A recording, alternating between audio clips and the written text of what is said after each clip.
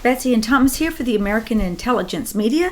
Today we have a few Trump tweets that have been coming in. I waited till the end of the day to capture most of them, Thomas, and I know you've looked at them and you're ready to discuss them, so let's get started. May I read the first one? Give me those tea drops, because the tea storm has turned into the tea war. Okay. And I know you're quite good at unpacking these incredible tweets. A reminder, if you want to follow along with the tweets and read them, just look at the description box below and you'll see a link and you can read them along with listening to us. Okay, Clapper has now admitted that there was spying in my campaign. Large dollars were paid to the spy far beyond normal, starting to look like one of the biggest political scandals in U.S. history. Spygate, a terrible thing. Yes, Betsy, that is a review of what he said yesterday. That's for the slow children in the class? That's for the slow children in the class. Spygate, he's not going to let it go. Well, he's giving it a name, too. Well, he has branded it, and it's going to stick. Watergate, Spygate. He was being spied on, and what's amazing with that, now, we pointed this out yesterday, but we're going to point it out again today. The spies are not only the foreign spies, Christopher Steele, Stephen Halper. This goes all the way up to Boris Johnson. This goes to Jeffrey Patty, Sir Jeffrey Patty. It goes all the way up to the Crown of England. So recently, today, you posted in Truth News Headlines, someone speaking about all of this goes back to the City of London. Yes. Oh, yes, it does, yes, folks. It does. And the spies, those are the spies. Now, we name other ones, the Alexander Chalupa, Dmitry Alperovitch, on and on and on. We've named a bunch of the spies. Those are the foreign ones. But the real spies are the ones who were spying on Trump, and that's what he means. He doesn't, just like when he said wiretapping, he was, like when I say we're taping it. Of course, we're not taping it. Hello, there hasn't been a tape. I don't think anyone could find a tape at this point. It's just hard to change your language of what you mean that to be. He means surveillance. Yes. Of course, he was being surveilled from 5 different directions that we pointed out long before it now has risen to the surface in the media all over the place. So what we see here is there are spies on the inside, and that's what he's going to keep hammering on. He wants to see the people who are working against the American Republic, trying to take down a sitting president. Those are spies. And they are working. It doesn't matter whether they're Americans or not. It doesn't matter whether they're like Stephen Halper that may have he has dual citizenship in Britain. And in America, and people tell me that means he must have been a Brit first before he was an American. But it doesn't matter. He's a dual citizen. If he was, in fact, working in this counterintelligence way, being paid under the table, and he says, Trump says, follow the money. We pointed out the money. There's at least 3 avenues of money that he was paid in. None of them seem to be valid, and they all seem to be fake, except that, his company that he's so connected to and all the criminals who have now folded these companies, the Strategic Communications Laboratories is the mother company of Cambridge Analytica. They've all gone bankrupt. And all these people I've mentioned, which go back to London, they all are scared because they got caught doing what they do, which is sex scandals for elections to bribe and extort candidates so that they can get their candidate in place. Okay, everything you're saying, if somebody just tuned in with this, they're going to go, whoa, wow, wow, wow. So I'm going to put the article that we just posted in the description box below so that you can follow along and see that all these names that Thomas is spewing, these are all from research and articles that have been done in the last few weeks. Yes, with our good friends, Michael McKibben and his friends at Americans for Innovation and the leader technology people who invented social networking, had it stolen from them. Those guys are still geniuses and gals, and they're working along with us and many others to uncover these things. So we give you the evidence. So when I'm spouting off, I have a big mouth, but behind it is the research of the Conclave, Betsy and her team, Americans for Innovation, many others. Huge amount of contributors now. Every day I'm amazed by what Betsy and her team tell me are the communications coming in. So we might want to give a few shout outs to one of our friends who's over there watching the fall of Serco and the fall of SCL Group. Yeah, that'd be Phil McConnell. So you go for it, darling. You're taking them down. We appreciate all that hard work on the ground. And we appreciate you pointing us in the right direction. We're like a bunch of bloodhounds. We're going after it. Okay, now let's move on to the next tweet, but I would like you to continue this discussion about how this all goes back to the crown, because, folks, we're not going to take truth half the way this time. We're going to take it the full way, and we're going to take it wherever it takes us. So hope you're going to hang in there with us for the long haul. Okay, next tweet. Not surprisingly... Can I go back to what you just said? One of the Anonymous Patriots said to me, one of the geniuses in the conclave said, "You know, Doug," they have the audacity to call me Doug.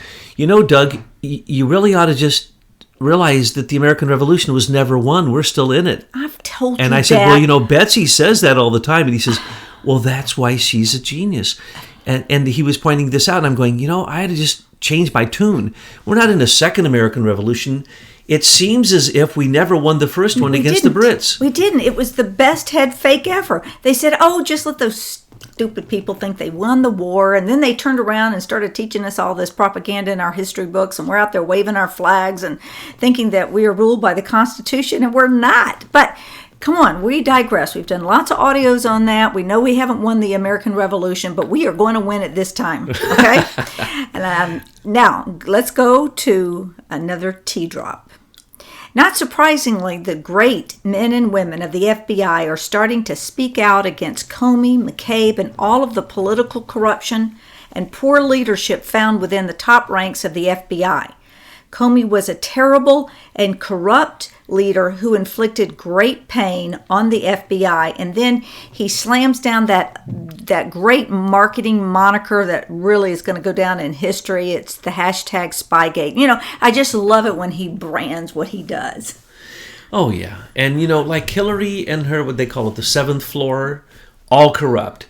Comey and his what we call bunk buddies, which every one of those people has come out now as being corrupt. Comey and his bunk buddies, that is not the FBI. That is the restructured FBI that at the top had gone completely corrupt because he had already gone out and to work for Lockheed, so he knows what we're talking about in the Queen's share, and he understands that. He worked for HSBC, one of the most corrupt banks. He worked for corrupt hedge funds, and then he comes back into the government acting like he is all pure. No, he came back with his corruption, and he set it up, and it was completely corrupt, and it was completely for Hillary, and so was John Brennan, and so was James Clapper. And it is disgusting what happened here. The top people in these intelligence agencies went rogue on us. It is fair to call them spies because no American is going to support what they did when they find out all the details of what they've done, which we have pointed out, but it's coming to light now. Well, I want to push back on you a little bit because I hear this and I see it a lot. People saying, well, the FBI, it's good and it's corrupt at the top and the rank and file are really good. I have issue with that. You mean that your rank and file FBI and that kind of corruption was going on under the roof of the FBI and you couldn't figure it out and take care of it?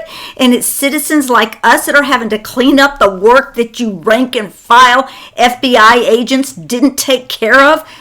But that's just the way I feel about that. Betsy, you know that the civil servants in the FBI have to face the SES at the top, the senior executive service members, and they can't be fired. They can fire you. They can't be touched. They make more money than you, and they don't know what you know. It doesn't matter. They're in charge. All the people we're talking about are SES members, almost exclusively, every one of these criminals we've named. So what they're facing is what has been come out, and Joe DeGenova said that he's talking to these people in these agencies, and they're all saying, well, we couldn't be whistleblowers because they would have just taken it out on us. And you see what he's saying? See what they're also saying? It's the people who were above them. They were terrified of those people. Well, then they need to get subpoenaed and give their testimony in Congress. And by the way, correct. Okay, and by the way, exactly what I want to see these hearings. I don't want all this secret stuff. We're the American people, and we have a right to know what's been going on in our government in the shadows. Joe Pienka, the guy who went with Peter Strzok to interview Michael Flynn, who said to Comey, and Comey even reported that, and now he lies about it, that there was nothing. They didn't get any lies from Michael Flynn, or he didn't talk to the Russians about sanctions or nothing like that.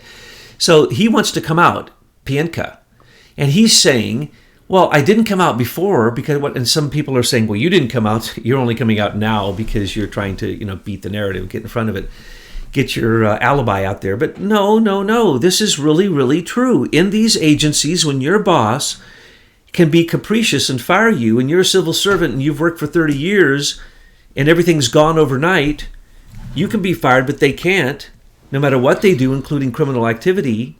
This is what Andrew McCabe, why we still haven't seen Andrew McCabe really, in fact, an indictment brought against him. That's why nobody's been indicted from the Michael Horowitz Inspector General investigation. Okay, so then they need to whip out the plum book, and they need to identify the people within the FBI by name and where they're located in the plum book, and let us know that they were SES. I see. You're saying that they should be white hats now and tell us who to focus on. They need to get with the program. Come on.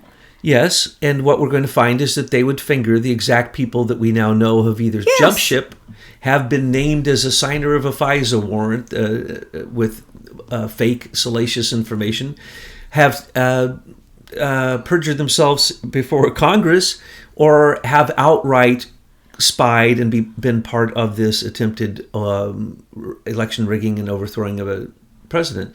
This is a coup, and at the moment that somebody is part of a coup to overthrow a duly elected president, they aren't treated like citizens anymore. That's sedition, that's treason. Just as we would treat a spy like a Stephen Halper or a Christopher Steele, that's the way we should now treat Comey, McCabe, Rosenstein, Yates, Eric Holder now. That's the reason he's going nuts, because he is criminally involved in all of these things also.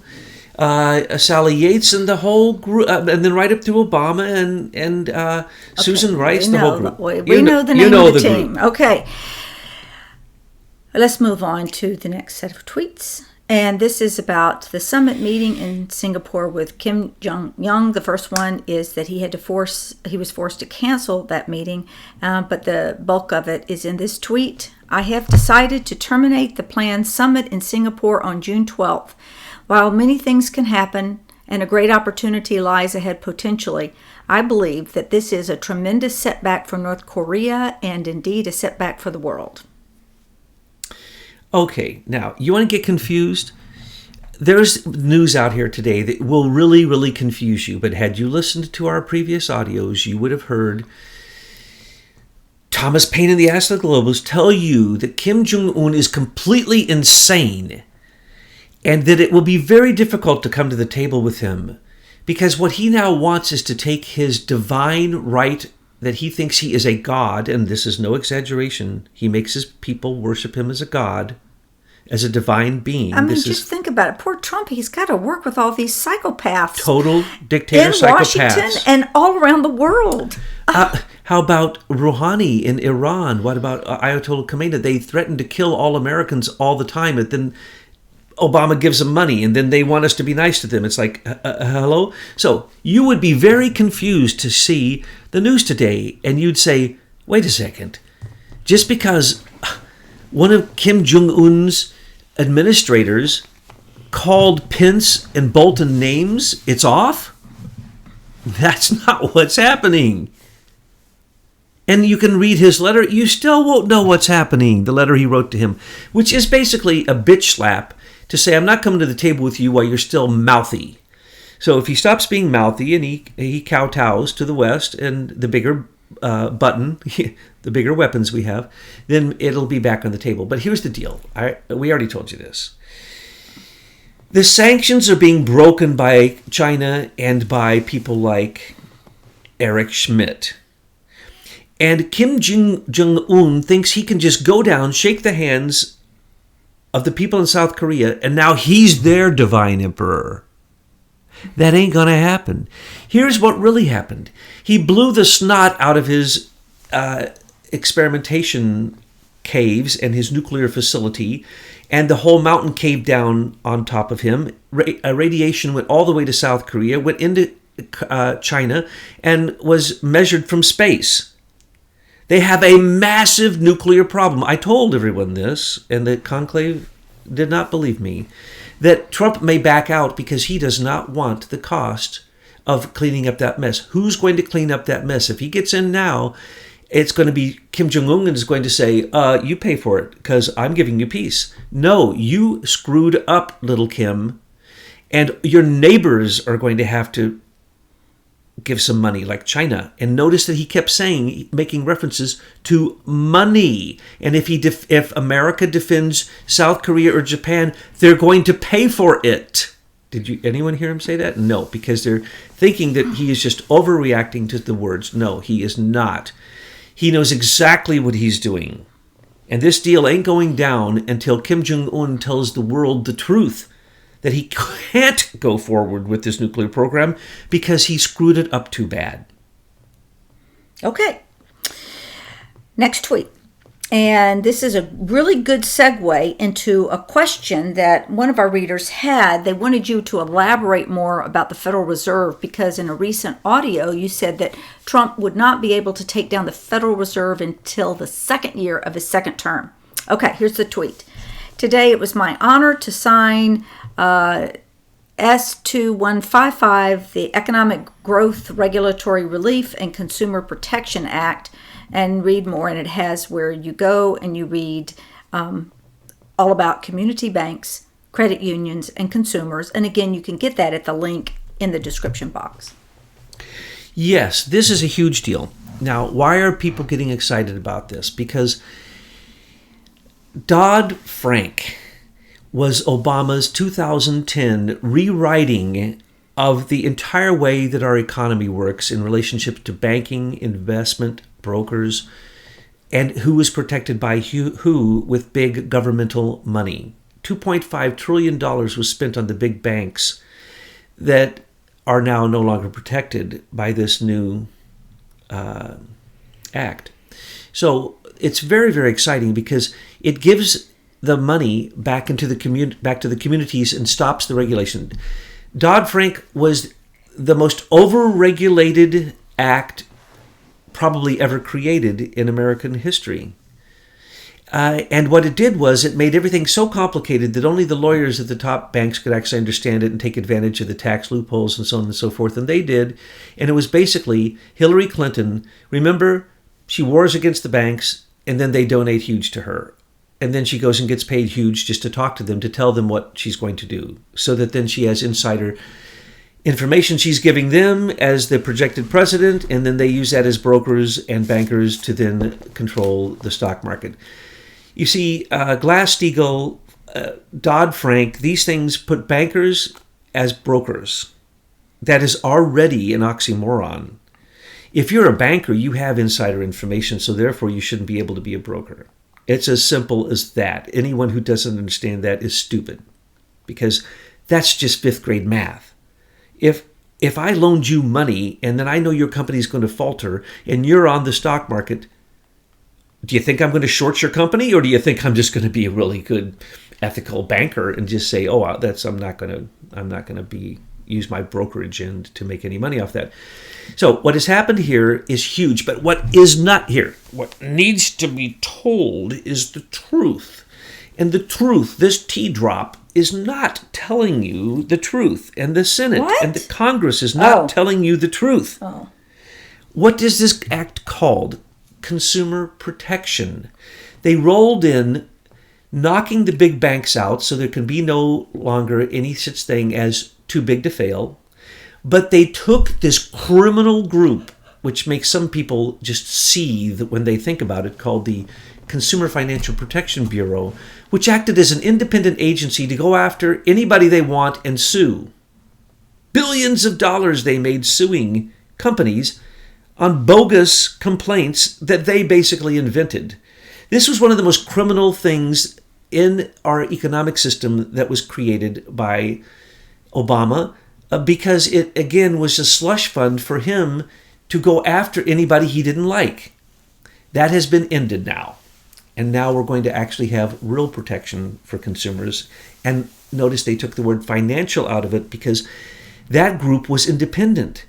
And the money that they would steal by their lawsuit, not even lawsuits, they would just charge people. They just say these not sanctions, they would just put sanctions on people and charge them money. And then they turn around and give it to their left-leaning Correct. organizations and the NGOs. Correct. What a scam. Which is election rigging, because those NGOs affect the elections. They create riots, they create marches, they create political movements. They fund political movements.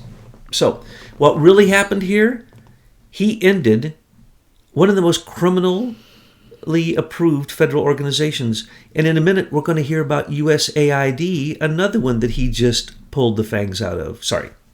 I went too Well, much. that's the end of those tweets. And so we will come back on the next time we get about, half dozen tweets? No, wait. That's it. That's all. No.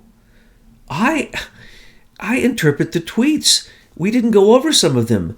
Some of the most important ones. And those are the videos and the pictures that he posts because they hold secrets.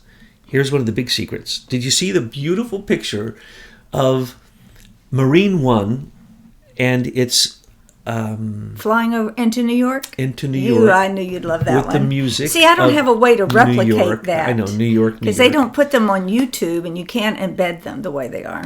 So basically, when Marine One went into, and its escort went into airspace that you're not supposed to fly into, he was basically saying to New York, kiss my, he was saying, I now rule you. New York is the home of evil for economic terrorism. And he flew in there to let them know that he's busting them. And he flew in there to do what? Well, good. I can't wait to see him fly in there to do the same thing with London and then the Vatican. Oh, he probably won't waste his time on London. In the Vatican? The Vatican isn't even Christian anymore. I'm sorry, but that Pope's not even Christian. Anyway, going on, he flew into New York to show his supremacy over what usually rules Washington, D.C. That's what that was. And it was a beautiful moment. And he was, probably in one of the greatest New York minutes of his life was to say, I'm the president and you're not, as he's flying through protected space over New York City. That was beautiful. And then there was a meeting with the people whose children had been massacred by the animals of MS-13. What you didn't notice, what no one seemed to notice, is that he just changed the entire way the United States aid to international development, U.S. aid. He just said he's not going to give tens of millions and tens of millions and millions and millions and millions of dollars to the place MS-13 gang members come from. Get El Salvador. Out of here. No, it just snuck in. Well, It was in there. Nobody even saw it, did they? I saw. That's why I interpret the drops. Well, no, I saw a headline and posted it on Truth News Headlines that he's going to stop giving money to countries where these illegal aliens are coming from. But I had missed the subtlety in the tweets. $17 million in one fell swoop in his little speech today. Yeah. Nobody even noticed it. And then $232 million to Mexico if they don't come into alignment. And Honduras is next. And what did he do? He says, I'm sending you back your criminals. Get them out of the prison system? That's what he already said. That's the other thing, the prison That'll take reform. care of the prison overpopulation? The Farm Bill transformed agriculture. The prison bill is going to transform the prison.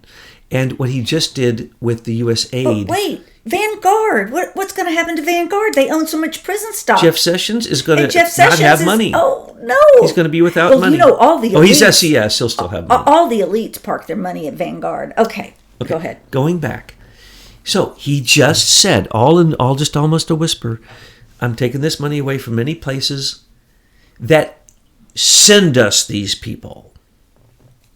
We just had 250 catch and release from the caravan that came up, and some of them, and hundreds of arrests. And so each arrest, he just said, which was, I forget, hundreds of other arrests. Some of them, of course, MS-13 gang members, a bunch of them.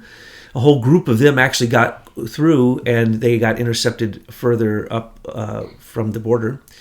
So in other words, there are hundreds, and now he has them. And so he says, okay, you all witnessed the caravan. You witnessed Mexico not do its job. Mexico, you just lost $232 million. Thank you. I'll put that towards the border. We're not giving you any U.S. aid because you didn't abide by your own immigration rules. And then what did he do? He turned around and he blamed it on the U.S. Congress, saying, catch and release. And then what did he do? He reinvigorated the whole DACA debate right now. Yes, again, yes. Because he wants to point out that without borders, without stopping catch and release, without stopping the two other aspects of immigration that go along with DACA, which I can't remember the name now. But anyway, it's if your relatives are here. If you're here, your relatives get to stay. Are you talking about the anchor babies? Well, anchor babies is the real name for it. But there's a technical name for it for DACA children. But yes, anchor babies. And I've always said anchor babies are DACA children. Plus, remember, DACA children, they're basically are saying are anchor babies who were older when they got here. That's all that's saying. In other words, if you can get here criminally, by golly, we're going to take care of you before we're going to take care of somebody who's applying to come here and doing all the right legal things. So what he did is he reinvigorated that again, and he used that to say to El Salvador, to Honduras, and to Mexico, I am now going to charge you per person that we catch coming across our border. I'm going to take huge sums of money from all future USAID. That's $50 billion. That's great, because he needs to cut that USAID anyway. We asked him, we begged him to do it, and now he's got the way. Because it's a huge laundering scheme for Serco to get money back to all of these folks, including the Crown. They call them refugees. What they are the criminals they don't want to house in their jails. And the ones who went to Europe, those are active, basically. No. That's not all that they are. See, George Soros isn't going to dirty his hands and get out on the street and fight this war. So this is his mercenary. These kinds of guys, these thugs. These are the criminals, yes. So coming across our southern border, but they come over to disrupt our society. That is a way that they are warriors. And anyone who thinks you don't need a border doesn't read the news. Every day people are murdered on our border over drugs and cartels with weapons that Eric Holder provided them in Fast and Furious, that he's trying to make sure doesn't come to light now. And that's the reason he's out there fighting so ferociously. Because he's also, remember, Obama's lawyer now. He's the gerrymander. He's the rigger of the future elections, and that's his job. And he's come out, he says that it's his job, but his job is also to try to defend his boss, Obama, who is now directly related to Spygate with evidence that we've already seen, so there's no way to get out of it. Okay, wrap it up. Oh, and what else? He wanted to thank, he went to New York to thank firefighters and first responders. Hello? What did we just tell you? Why did Eric Schneiderman go down? Why was the only person practically that he fired was Preet Bharara and made certain that he was no longer an attorney general in the New York district? Why did Mueller fold after Giuliani talked to him? And why did he take Marine One into New York City to see first responders? That adds up to one number, 911. So, folks, here's what's really happening. When Rudy Giuliani went to Mueller, he said, look, dude, I saw what you did. You had appendicitis. You were at home playing like you weren't the head of the FBI. You'd been appointed. You knew it was coming. You're completely complicit. You completely covered it up. That's murders of thousands of people. You're going down. Trump said he's going to go after the perpetrators of 9/11. You are that perpetrator. And if you do not back off right now and leave my president, Donald Trump, alone, I'm going to wipe you off the face of the earth. And here's what Mueller said after he cleaned up the mess in the chair that he was sitting in. He then said, no. I'll take down Bush, Jr. and Sr. I'll take down Cheney. I'll take down Rumsfeld. I'll take down Rosenstein and Comey. They were all there. I'll take down Hillary and Bill. They were complicit. I'll take down all those people. Those Brady Durham bonds, I got the dirt on everybody. I got it locked up, just like Comey had the 33,000 missing emails that they tried to say George Papadopoulos wanted because they were hacked by the Russians. Russians never hacked Hillary's 33,000 emails. That's the stupidity of their thinking. To think they could cover up 9/11, to think they could cover up Hillary, to think they could cover up Russian uranium one, and the fact that Mueller and Rosenstein and McCabe were up to their eyeballs with that criminality, working directly for Hillary and getting paid under the table for it. Hello? That's what Rudy Giuliani told Mueller.